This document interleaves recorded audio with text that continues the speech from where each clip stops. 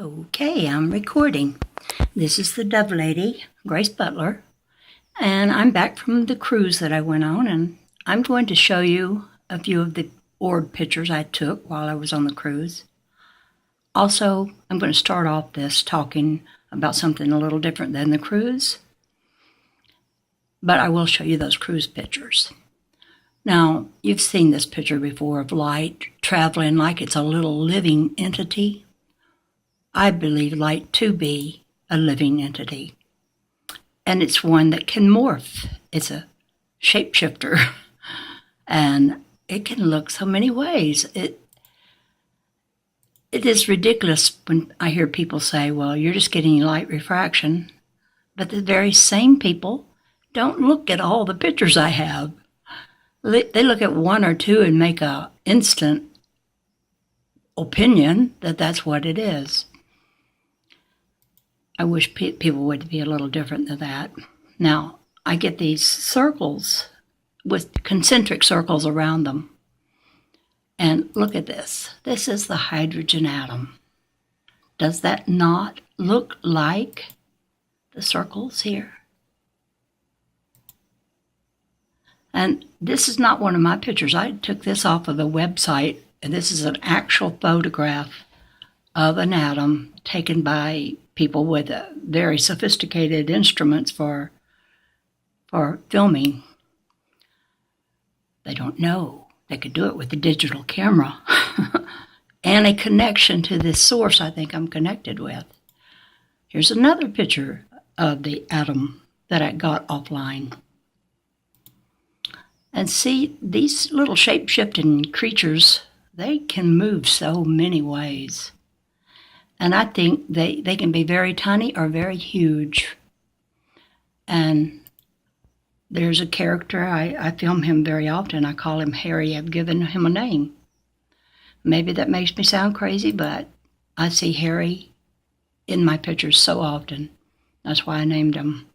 Sometimes I can just say, Harry, show up. But I only get him with one particular camera. Now, here's something I called it for a long time the patch, because every time I would take pictures, it would move into view of what I was trying to get, not just it all the time, but I was be focusing on something else, and here it comes. And it just like, I got away from it, and there it was coming in on the side there. And one day I saw that something yellow was real close to it. See that yellow part up there? And the next picture, look, it looks like the yellow thing pierced into that patch. But these things recover from whatever interaction they have with the different things that are in them, because it went back to looking like it was before, and then one day I didn't see it anymore. But I would see something else, something different. And I think these orbs are showing us what I kind of think of as the etheric or God's palette of the invisible stuff that's all around us, that we won't see it until we know that it's there, and we develop that kind of knowing to the point that we can take pictures of it. And look at this shape shifting here. It twisted itself into kind of a little thing like this. And it can do things like this. And you see it coming out of the light source here at the right, how it comes out like that.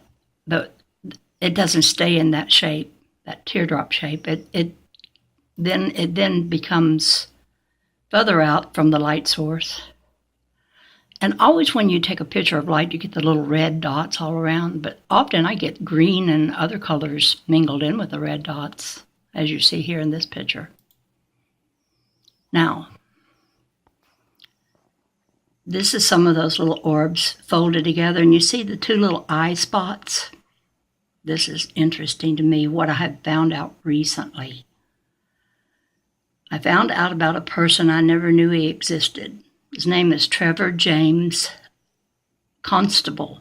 Someone who commented on one of my videos told me to look him up. Well, I did. And I thought, oh, I hope he's still alive. And I saw a video he did on the Moore Show, and that was in 2014. And then I thought, well, he was alive in 2014. But then I found out the other day that no, he died in 2016. He was an amazing man. He could make it rain. Over here is a page of where I looked up about him. He saw these atmospheric life forms, he called them. And look at this one right here. Look at those two eye holes. And look at the two eye holes that one camera of mine always gets. He called them critters. He says they live in the sky. And I think they live all around us invisibly, what you would call the sky around us, the empty space around us. Look, you can see so many of these have the little two eye sockets. I didn't mean for that to go that way, but it did. Let's go back to that picture. You can see the little eye sockets in each one. I'll bring it up a little closer so you can see it. I think they're critters.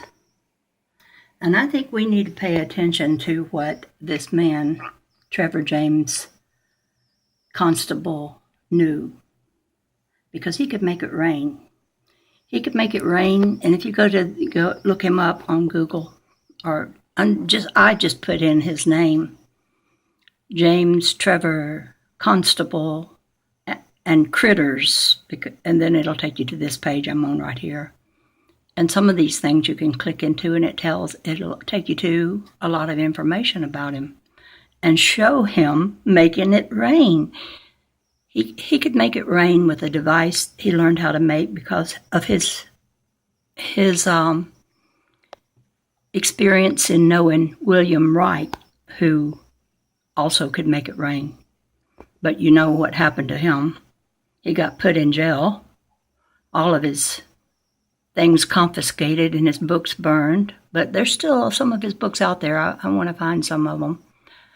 But you see, there's people who don't want it to rain when we want it to rain. They want to make money off of hauling water to drought-stricken areas. I mean, everything that people make money on depends on something going wrong for someone else, and they don't want anything that would threaten their livelihood.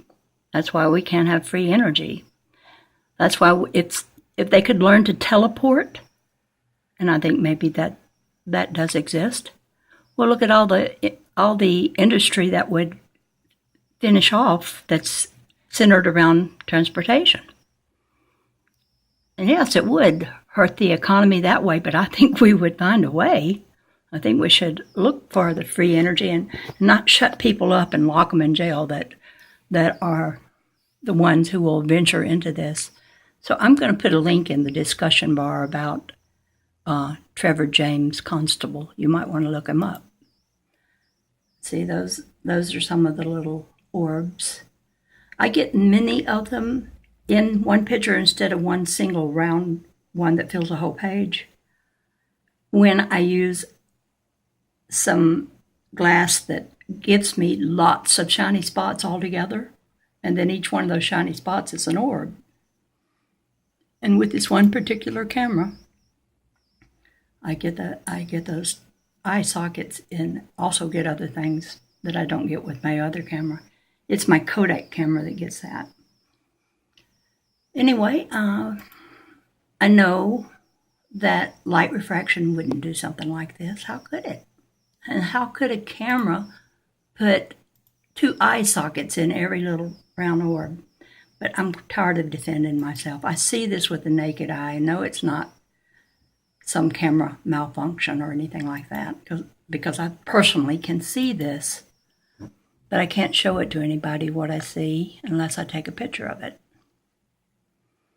And that right there was an artist's rendition of self-propelling of subatomic particles. And there's my picture of the same thing, only mine is real. Theirs was an artist's rendition. And there's their chart that so many have shown this, that shows the orbitals of the hydrogen atom. And I get them in my orbs. I know I'm looking at a subatomic world. I wish I could get the attention of scientists, or the ones that are brave enough to explore consciousness, because that's what you have to be brave enough to do.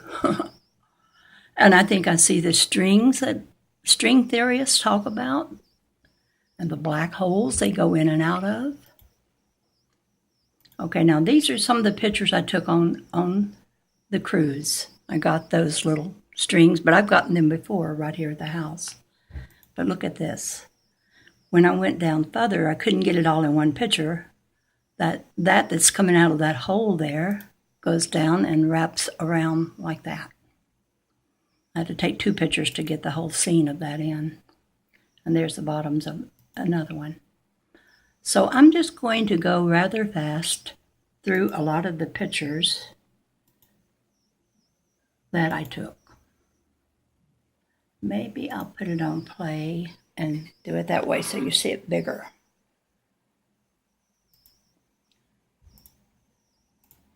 So many of the pictures I took were just like pictures I take right here in my room. Although I was out on the open sea, cruising on my way to Mexico, and it rained the day we got there. I had to walk around in the rain. But I got a lot of good orb pictures in my room. I just took my little LED light lamp, put it up on the counter there, and filmed away. And I just want to show you some of the ones I got. Okay, now there I was with a friend, and one night she said, "Oh, she was in a different cabin room from me." And she called me and said, "I'm seeing, when I'm out on the balcony, I'm seeing little light beings that she could see with the naked eye. Now, I can film them, but I don't often see them with the naked eye." So when she called and told me that, I went out on my balcony and I took pictures, and I got them in my pictures. I'll be coming to that soon. Go through these rather fast. And then I'll come to those. I think they are plasma-like beings, and that they're friendly, but they're not going to let themselves be known except to people who they trust, that don't want to use them to weaponize them. Because if we can control something like this, and our government gets a hold of it rather, well, that's what they do. They turn everything into a weapon. We always are barbarians, even though we seem to be living a highly technical life. We still are jungle born, always worried about killing the other guy and finding ways of doing that. I got some good ones. Look at that one.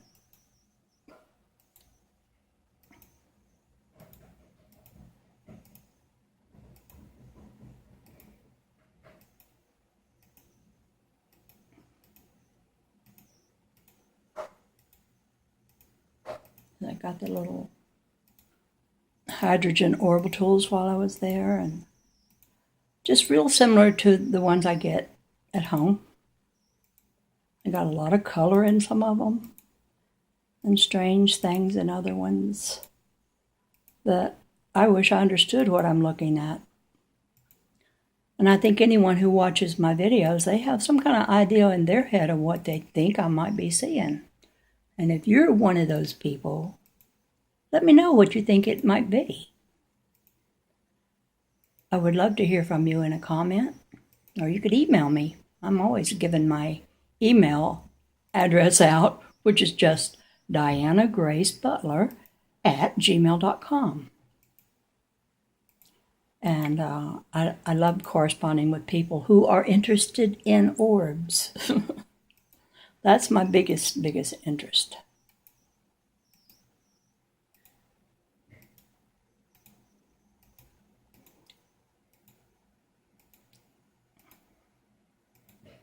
I got this little character over and over and over. See, it's got a little head, and under it there seems to be, well, let me give you a better view of it. Let's see. I kept getting it over and over. I'll come to it again. There, that little thing. It had this big round part at the bottom. It looks like a little toy doll or something, holding something in her hand. And I've gotten this before at home, a version of it. Finding it, that's another thing. I've got so many thousands of pictures of orbs, I make it hard on myself to find them again. But anyway, I was using a little piece of glass that I use very often. Let me see, do I have one handy here? I was gonna show you, but I don't see one handy here. But I have several pieces of glass that were parts of the chandelier that I just wanted them for taking pictures with. So I thought, well, is this something that's in the glass? I'm always thinking maybe it could be that. So I used a different piece of glass to see if it would still be in that one. And sure enough, it was. And I took a series of pictures of this same kind of looking little thing that was in each piece of glass that I used. I'm always trying to prove to myself that maybe it's not something that's inside the glass, but I do think that things inside the glass do sometimes cause certain effects in these orb pictures. Certainly, a glass that has a lot of little shiny spots gives me lots of orbs, so it does affect it. The piece of glass has something to do with it. There she is again. That was a different piece of glass. And I got her that, again, I call it a her, because it looks like a mother-daughter picture. She's holding something in her hand. I got real close up on the bottom part of her, and that's what that looked like. Then I got this stringy thing. And look, I followed it, and you see the progression of it? Until I got to where I couldn't follow it any further. Okay, now I told you that we saw the light beings, and my friends saw them with their eyes, and I went out and I took pictures of them. I'm soon going to get to that. There we go. This is from the balcony, and you can see them there. They're very small there, and I kept taking more and more pictures. Now, I know this is not real impressive because they just look like stars in the sky, but they're not. They're little orbs. And who knows how big they are? And at one point, this is what they did.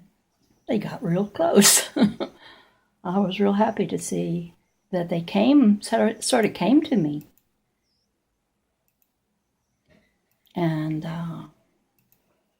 now, I want to show you something on my other screen. This is a force that we're going to have to work with. And it's a light beingness that maybe if we could think outside of the prison of our own thoughts and concepts, that we would be able to work intelligently with it. And this is from a book by Ken Carey, where he talks about this kind of being, because this kind of being is dictating the book to him. It's called the Starseed Transmissions.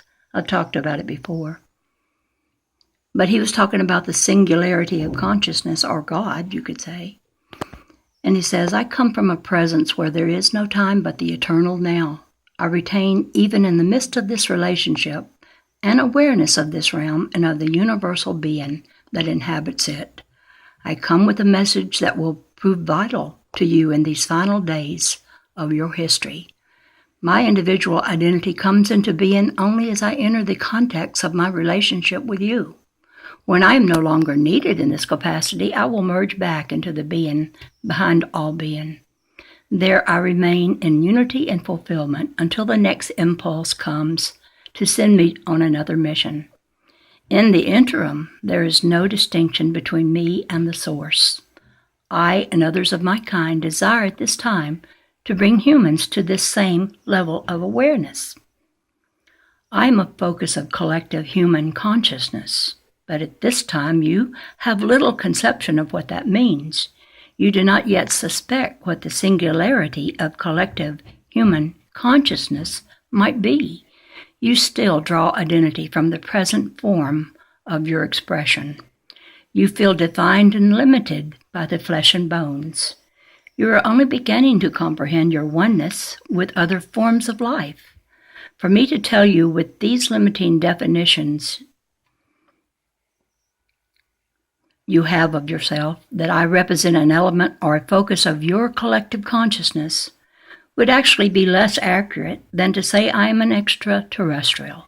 I meet the criteria of the latter term in that I do come from outside your planetary field of influence.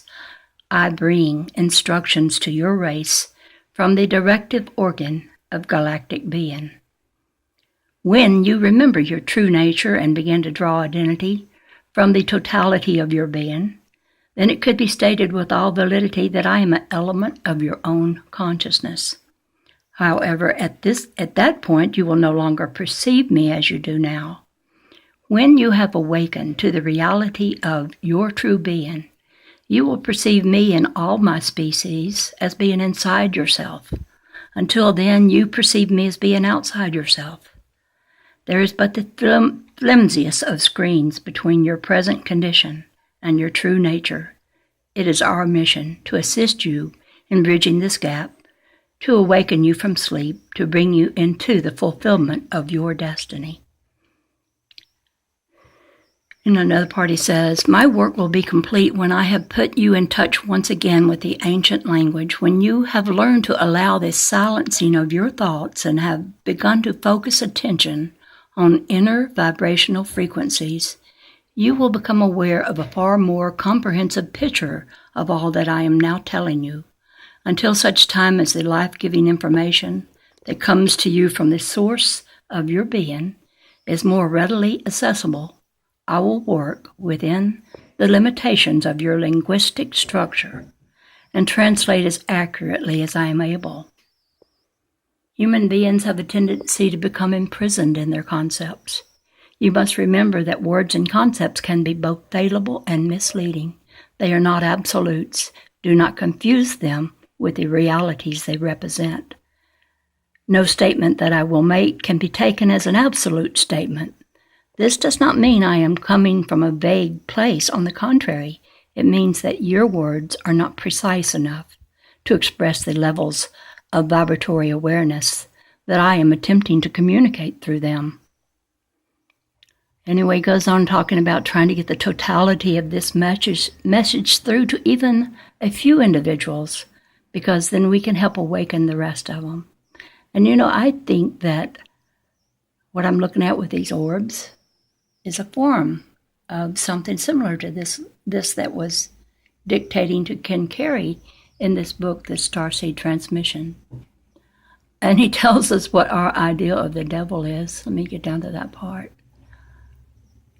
Do you want to know? Well, no, that. Blend in you. This is good. Blending with you now in this communication that is also communion, I can sense a forthcoming period of union. I sense its strange and awesome reality. I feel like an explorer in some vast and uncharted land. Are you aware of the uniqueness of physical reality? I sense both pleasure and pain at my entry into your events. I sense pain at the potential I see wasted and at my own commission to verbalize. But I sense pleasure at what I'm experiencing through your senses. For through your sensory channel, though your sensory channels are in your exclusive dependence on them, your great limitation, they are also marvelous instruments of perception. They are truly your crowning virtue as well as your tragic flaw. This is the first time that I have had the opportunity to perceive reality in this manner. I have never seen the structure of time and space reduced to such intricate and beautiful patterns. I would look out of the room at the trees outside the window and delight in the curious way you perceive light as illumination. I would love to explore your world in a playful and childlike fashion. I can better understand now how you are deceived, such a deep realm of awesome forces, this material plane. Yet you will not be able to continue here much longer if we don't get on with the business at hand. And I'm going to go down a little further to another place where I highlighted it. And he tells what that Satan, this shift in awareness, we fell from having an awareness like this one that's writing this has, but it was minimal at first, but enough to begin what became a long spiral downward through denser and denser levels of energy bondage and restraint.